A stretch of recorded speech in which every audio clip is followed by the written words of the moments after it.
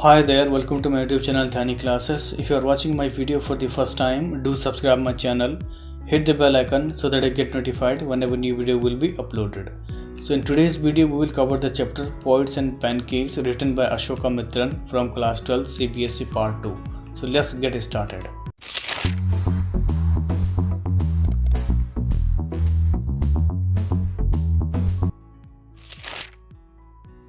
On the contrary, he must have had to face more uncertain and difficult times, for when he began his career, there were no firmly established film producing companies or studios.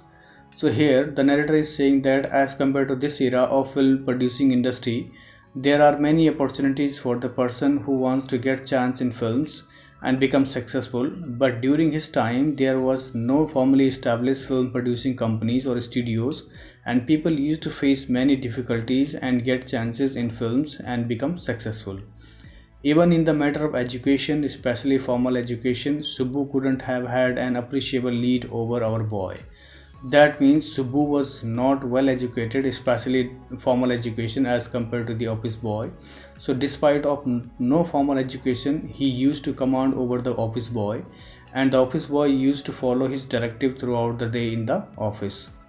But by virtue of being born in Brahman, a virtue indeed, he must have had exposure to more affluent situations and people.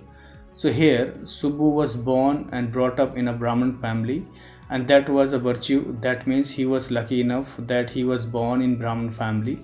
So being a Brahman, he had more advantages over the film studio, and that's why he got a better chance than the office boy. And further he says, he had the ability to look cheerful at all times, even after having had a hand in a flop film. So here Ashoka Mitran is saying that Kotamangalam Subbu was always in a comfortable position, and he was also connected with rich people in the film industry. So in this way, he never felt discomfort and unsatisfied even after having had a hand in a flop film. And further he says he always had work for somebody, he could never do things on his own. But this scene of loyalty made him identity himself with his principal completely and turned his entire creativity to his principal's advantage. So here the narrator is saying that Subbu was very productive and loyal employee for the company, and he always had work for somebody. That means he was interested to work for someone, some other person, and he was bad at doing things on his own. So due to his productivity, honesty and loyalty, he became a second most person in the Gemini studios. And further he is saying that he was very creative and mindful and well known for his art and creativity, and everybody thought that he was a perfect fit in the profession of filmmaking. He was tailor-made for films. Here was a man who could be inspired when commanded. So here he was tailor-made for films. That means Subbu was perfect fit in the profession of filmmaking industry, and so he was a very creative and known for his creativity.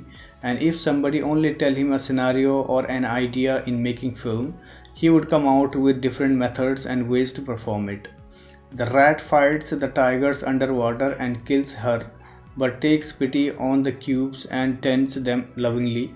I don't know how to do the scene, the producer would say, and Subbu would come out with 4 ways of the rat pouring affection on its victim's offspring. So here he depicts a scene that the rat fights the tigress underwater and kills her, but takes pity on the cubes and tends them lovingly. That means suppose the director is unable to create or frame a scene in which rat kills a tigress underwater but take care of the cubes out of sympathy. So at the same time, Subbu would come out with 4 different ideas and methods or ways to create this scene, and to take this scene on how the rat pours affection on its victim's offspring. So what do you mean by victim offspring here? That means someone of something that has been hurt, damaged or killed. So in this way, Subbu used to show skills in creating a nice scene and was known as resourceful man in the Gemini studio. And further he says, good, but I am not sure it is effective enough, the producer would say, and in a minute Subbu would come out with 14 more alternatives.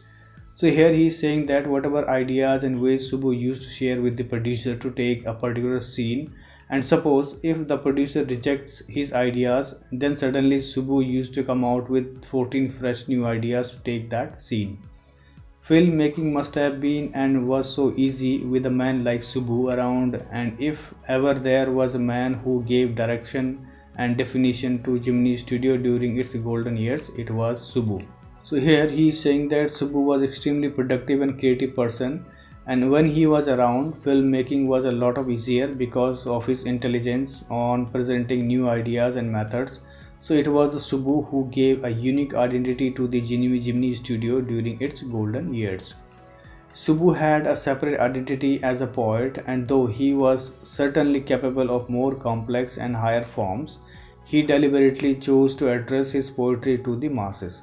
So here, as Subbu was very hardworking and productive man in the Jimny Studio, and he had a separate identity as a poet, that means he was also known as poet who writes poetry, and though he was certainly capable of more complex and higher forms, that means he had the privilege of getting his poetry extraordinary identification, but still he chose to recite it personally to the common people or audience. His success in films overshadowed and dwarfed his literary achievements, or so his critics felt. So here Subbu was very good at acting in films and got huge success in film production, and people says that his success overshadowed, that means it covers or hides his achievement in writing poetry, and his success in films is more important than writing poetry. And further he says it dwarfed his literary achievements, that means his fame and achievements in writing poetry seems smaller in front of his success in films. He composed several truly original story poems in folk, refrain and diction, and also wrote a sprawling novel, Telana Mohanambal, with dozen of very deftly etched characters. So here the narrator is talking about Subbu, that he was a good poet and composed several truly original story poems in folk, refrain and diction. So what do you mean by story poem? Story poem refer to a form of poetry that tells a story using the voice of narrator and character with a very nice style of writing, especially choosing words. And further he says he also wrote a large detailed novel named Telana Mohanambal, where he beautifully and effortlessly described dozens of sketches of famous figure in that novel. He quite successfully recreated the mood and manner of the Devadasis of the early 20th century. That means he was excellent in recreating the mood and manner of the Devadasis of the early 20th century. So what do you mean by Devadasis here? Devadasi was a woman who lived in 20th century, and her name was Devadasi, and she was a female artist, and she decided to worship and serving a temple for the rest of her life. He was an amazing actor. He never aspired to the lead roles, but whatever subsidiary role he played in any of the films, he performed better than the supposed main players.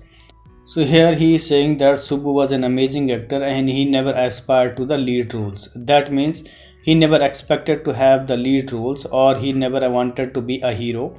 And further he says, but whatever subsidiary role he played in any of the films, that means whichever secondary role he played, he had the ability to perform better than the main lead actors. So subsidiary roles refers to a secondary role. And further he says he had a genuine love for anyone he came across, and his house was a permanent residence for dozens of near and far relations and acquaintances. So here Subbu was very kind and polite and treated everyone with great affection and respect, and he was a genuine love for anyone and never showed fake love for anyone. So that's why his home was a permanent residence for a lot of people. So his friend and relatives used to visit him and talk to him just because of he was a very hospitable person. It seemed against Subbu's nature to be even conscious that he was feeding and supporting so many of them. So here in real sense Subbu was unaware that he was such a nice, humble and genuine person, as he was supporting and feeding so many people there and treating them as a friend and relatives. Further he says such a charitable and improvident man, and yet he had enemies. Was it because he seemed so closed and intimate with the boss? So here the narrator was surprised at the fact that such a charitable and improvident man could have enemies, as we know that he was a very decent and humble person in his life and he had a genuine love for everyone. So the narrator was trying to find out the reason behind of the enmity towards Subbu. And further he says, was it because he seemed so close and intimate with the boss? That means it could be the one of the reason that he was very close and intimate with the boss as compared to the others. So maybe because of this he could have enemies. Or was it his general demeanor that he resembled a psychopath, or his readiness to say nice things about everything? So here the narrator guessing another reason behind his having enemies is because of his general demeanor. That means the way he behaves to other people or showcasing physical appearance in proper manner for the sake of benefits. So showcasing his nice behavior, everybody including the boss praise him because of his polite behavior. So what do you mean by psychopaths here? That means flattering towards someone for the sake of gaining advantages. In any case, there was this man in the makeup department who would wish the direst things for Subbu. So here the narrator is saying that in the makeup department there was one man who would wish awful things for Subbu. That means there was only man called office boy who always wished awful things for Subbu because he thought everybody in the makeup department praised him, including the boss as well, and nobody praises his position as an office boy in the makeup department. You saw Subbu always with the boss, but in the attendance roles, he was grouped under a department called the story department, comprising a lawyer and an assembly of writers and poets.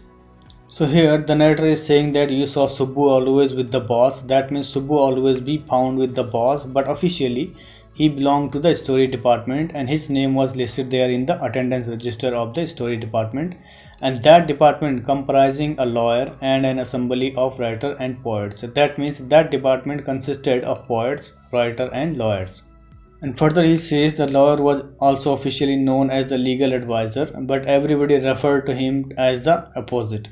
So here the narrator is saying that he was often referred to as a legal advisor. That means he used to help people during their difficult times, but everybody called him the opposite just because of he was not good at advising people whenever they needed help from him, or they may not be satisfied whatever he used to advise them.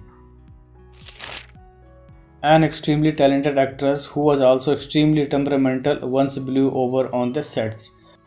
That means there was an extremely talented actress and she was also extremely temperamental. That means she used to get angry very quickly and short tempered. And further he says once blew over the sets. That means her career in the film industry came to an end, and now he is saying while everyone stood stunned, the lawyer quietly switched on the recording equipment.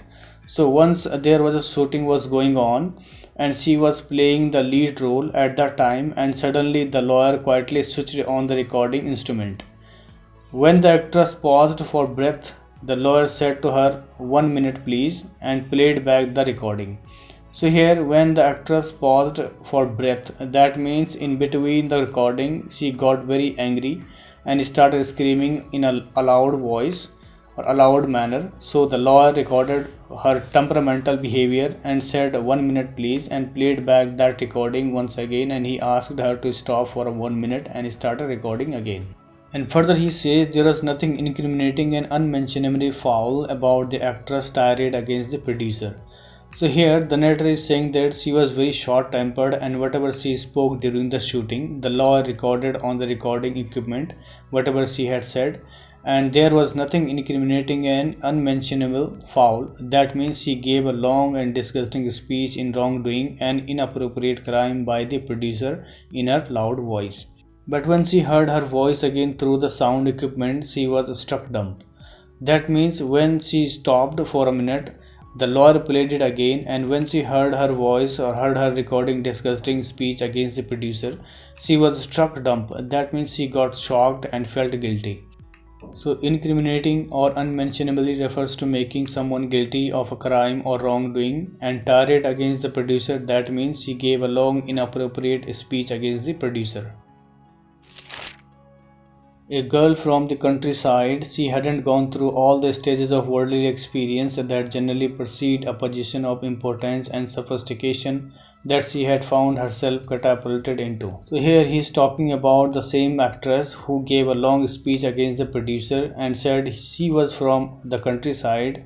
That means she belongs to the village and she was new and she never experienced all such sophisticated stages and circumstances in her life. So, as she was a lead actress and had found herself in a very comfortable position, so that's why she usually gets angry. And when she got angry, she shouted aloud, and the recording was going on at that time. And after hearing her voice, she felt embarrassed. And further, he says she never quite recovered from the terror she felt that day. That means when she heard her voice, she got frightened because she gave wrong and problematic speech against someone, and from that day, she could not recover from the terror or shock. Now, that was the end of a brief and brilliant acting career. The legal advisor, who was also a member of the story department, had unwittingly brought about that sad end. So here he is saying that from that day when she heard her own recording, it was the end of a brief and brilliant acting career. That means she left film industry from that day onwards, and that was the end of her career in film industry. And it had happened just because of the legal advisor, and he was also a member of the story department who recorded her voice while she was giving wrong speech. And further he says had unwittingly brought about that sad end. That means the legal advisor was responsible unknowingly for ending the career of this lead actress in the Jimny studio. While every other member of the department wore a kind of uniform, khadi dhoti with the slightly oversized and clumsy tailored white khadi shirt, the legal advisor wore pants and a tie and sometimes a coat that looked like a coat of mail. So here the narrator is saying that while every other member of the department wore a kind of uniform, that means every member such as poets, screenwriters and others wore a similar uniform. And what was that uniform? They wore khadi dhoti with slightly oversized and clumsy tailor white khadi shirt. That means their uniform was made of khadi. And further he says the legal advisor wore pants and tie and sometimes a coat that looked like a coat of mail. That means only a legal advisor wore a different kind of dress such as pants and tie and sometimes a coat of mail to look more attractive and professional. So what do you mean by a coat of mail? That means a protective garment made of linked metal rings or metal plates. And further he says often he looked alone and helpless, a man of cold logic in a crowd of dreamers, a neutral man in an assembly of Gandhites and Khadits. So here, as only the legal advisor wore a different kinds of dress in the story department, and often he looked alone and helpless. That means he was not seen in the company of writers and poets, and he was a neutral man. That means he was fair-minded person, treated everyone equally in the assembly of Gandhites and Khadits. So here the narrator calling poets and writers as Gandhites and Khadits who used to wear clothes made by Khadi, while every other like so many of those who were close to the boss. So here he is saying that there were many people in the story department who were very close to the boss, and the legal advisor was one of them. And further he says he was allowed to produce a film, and though a lot of raw stock and pancake were used on it. That means the legal advisor was the only one who was allowed to produce a film, and whichever film he was allowed to produce, a large amount of raw stock of makeup material was used to make up the artist, and not much came of the film. That means even using a lot of makeup material of the makeup for the film, still the film was not blockbuster movie. And further he says then the boss closed down the story department, and this was perhaps the only instance in all human history where a lawyer lost his job because the poet were asked to go home. So here what happened, one day the boss, so who was the boss here? The boss was S.S. Vasan, and he closed down the story department. That means he shut down the story department, and that was a surprising thing for them, and the boss expressed in it a sarcastic way, and it could be the reason of flop films. And then the poets and writer were asked to go to home. Because of that, the legal advisor lost his job, and the legal advisor was a part of the story department. So I hope you like the video. Let's look at the third part of the chapter in my next video. For more informative videos, do subscribe my channel, hit the bell icon so that I get notified whenever new video will be uploaded. So thank you so much for watching once again. Stay safe, stay healthy.